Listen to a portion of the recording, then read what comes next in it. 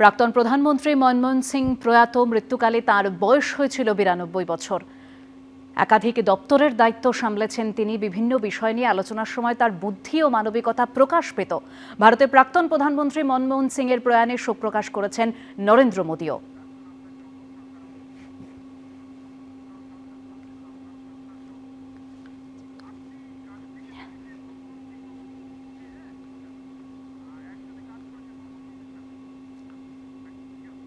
আমাদের সঙ্গে এই মুহূর্তে টেলিফোন লাইনে রয়েছেন প্রাক্তন আমলা ও সাংসদ জহর সরকার।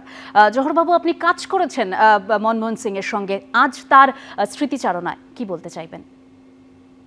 আমার খুব খারাপ লাগছে, কেন জুন 2019 থেকে জুন 2009 থেকে আমি ওনার সাথে ডাইরেক্টলি কাজ করেছি। আমি ছিলাম তখন সংস্কৃতি সচিব, আর ওনার ওপর ন্যস্ত হয়েছিল সংস্কৃতি মন্ত্রকের ভার মন্ত্রী হিসেবে। তো প্রায় প্রতি সপ্তাহতেই গিয়ে কদিন পর পর গিয়ে দেখা করতে হতো। আমি ভদ্রলোককে খুব কাছের থেকে দেখেছি এবং বাইরে যেটা পাবলিক ইমপ্রেশন সেটা দূর করে ভেদ করে ভদ্রলোককে খুবই কাছে চলে গিয়েছিলাম, খুবই শ্রদ্ধা করতাম। খুব খারাপ লাগছে আর কি। ওনাকে যেভাবে বাইরে দেখানো হয় যে তার কোনো চেতবেদ নেই বা তার মুখে কোনো হাসি রেখা নেই, তিনি গান্ধী পরিবারের একটা মানে খুবই বলবো তাদের ভক্ত হিসেবে কাজ করেছিলেন, এগুলো কিন্তু পরে ইতিহাস বার করবে যে এগুলো পুরোপুরি সত্য নয়। আপনারাই চিন্তা করে দেখুন, 1991-তে যখন ভারতবর্ষে একটা আর্থিক সংকট হলো, তার জন্য দায় করা হয়েছিল নেহেরু এবং ইন্দিরা গান্ধীর তৎকালীন সোশ্যালিস্ট পারমিট কন্ট্রোল রাজ বা কন্ট্রোল পলিসি।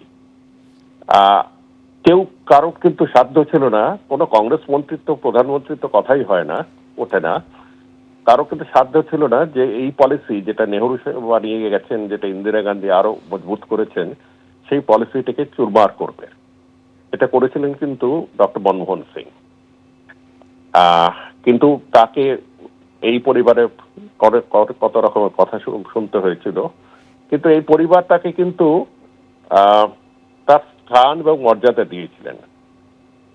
কেন দিয়েছিলেন, কেন প্রণববাবুকে দেননি, এগুলো ওরাই বলতে পারবে। কিন্তু আমি ওনাকে খুব কাছে থেকে দেখেছি এবং আমি ওনাকে খুবই সেন্সিটিভ একজন ব্যক্তি হিসেবে পেয়েছি। তিনি আমাদের মতন, আমরা তো সচিব হলেও, ভারত সরকারের সচিব হলেও আমরা তো ওনার কাছে জুনিয়র। তিনি আমার থেকে 20 বছর বড়। তিনি বাড়িতে ডেকে খাইয়েছেন, অনেক রকমের মানবিক আচরণ দেখিয়েছেন, অনেক রকমের বন্ধুত্ব আচরণ দেখিয়েছেন, যেগুলো বাইরের থেকে বোঝা যায় না। এবং অনেক ব্যাপারে আমি দেখেছি যে তিনি কত শক্ত হয়ে ভেতরে ভেতরে, বাইরে কখনো প্রকাশ করতেন না। অনেক ধন্যবাদ।